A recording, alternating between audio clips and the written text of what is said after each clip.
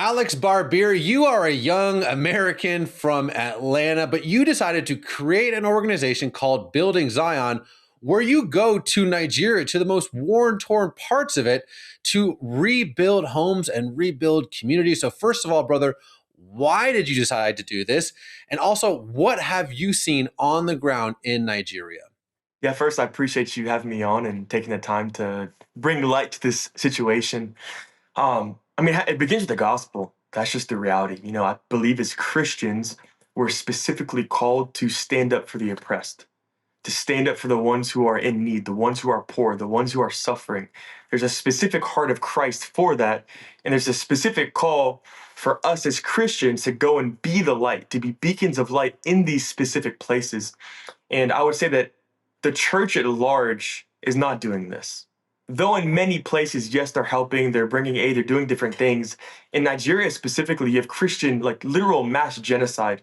You have people who are being beheaded, people who are being cut in pieces, people who are being shot. You have villages completely being razed, burned to the ground. Not just one, not just two, but literally every day attacks are happening to our Christians, brothers and sisters. And someone needs to speak. Someone needs to go. Someone needs to come to these people to be able to help them, support them, to uplift them. And so that's where the heart is of this ministry, is to be able to go to the places where people are forsaken, where people are afflicted, where people are suffering, and to be the hands and feet, to be the light, to be literally the heart of Christ in these very places. And so Nigeria, there's mass persecution. There's mass genocide. And we have a big initiative within Nigeria to be able to go to those places, to run into the fire, and to be able to rebuild villages. When people are forsaken, when people have no home, when they've literally lost everything, their food stores, their farms, their motorbike, their house, everything, their families, we're gonna go in there and we're gonna be hope. We're gonna be a beacon of light. Well, Alex, you sent me a video of you actually on location in Nigeria in a place that was just attacked. Let's take a look at it right now. My name is Alex Barbir, founder of Building Zion organization. We're here in the Elwara village in Benue State, Nigeria. I'm here with one of the chiefs of the village here and with the local security force of Elwara village and in this region here. And this area is the place that was attacked recently. They had over 200 people who were massacred, Christians. Their homes, shops, their entire market burned to the ground. And this is because of terrorism, because of extremism, because of Fulani militants, roughly 400 who came here in the night, and they terrorized the locals. And this is happening throughout Nigeria. Christians are being persecuted. And so nobody is really helping these people. Some people bring food, they bring medical aid, things like that. They set up an IDP camp. But the reality is that the people want to come back home. Their homes are burned. Their markets, their stores are burned. They have no way to be able to survive here. And they're hopeless. They feel forsaken. And nobody is coming here to help them. And the solution is being able to get them to come here and to live here, to be back in their home. And so we've come here to be able to see the destruction for our own eyes and to be able to actually rebuild the homes, to rebuild the shops, to allow these people to come back home, to start to heal, to be filled with hope. Because there's no other way. And so it's our heart to be with our brothers, our sisters that are persecuted because of their faith and are being killed and are hopeless. And so we've come to be able to rebuild almost 100 homes and shops. And so my ask is for you to sow into this, to not be someone who is neglecting the terrorism in our Christian brothers and sisters. Don't be indifferent. Actually answer the call, answer the cries, and to give, to be a part of helping these people come back home. So, Alex, as someone who's actually been there, what do you say to people that minimize the idea that there's a genocide happening against Christians in Nigeria? I would say it's just completely uninformed. And my experience on the ground, I was just there a couple weeks ago and I was getting ready to leave to go to the capital to be able to fly home to America. And I received news there's an attack like 30 minutes from where we were. And my last moments in Nigeria were spent unloading bodies from a truck. And this is happening every single day. We have pictures of this. We can show everybody what this actually looks like. You probably don't want to see. But the reality is that people are being killed in mass. And it's Christians disproportionately. Yes, in some areas where there's ISIS-affiliated groups, maybe they do kill some Muslims.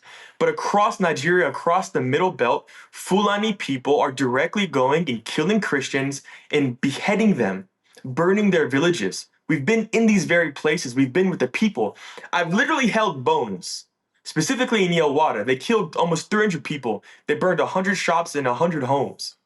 And to this day, there's still bones that are in the literal rubble of these places. And so I made a video specifically holding these bones because those bones are crying out for you and for the church to respond, for the church to do something, for the church to not be so invested in growing an empire here in America, but to take the funds, take the people, take the heart and the initiative, and go to the places that Christ himself would be going to. Oh, preach, brother. Oh, wow. You definitely are preaching. You're preaching with your words, but you're preaching with your actions.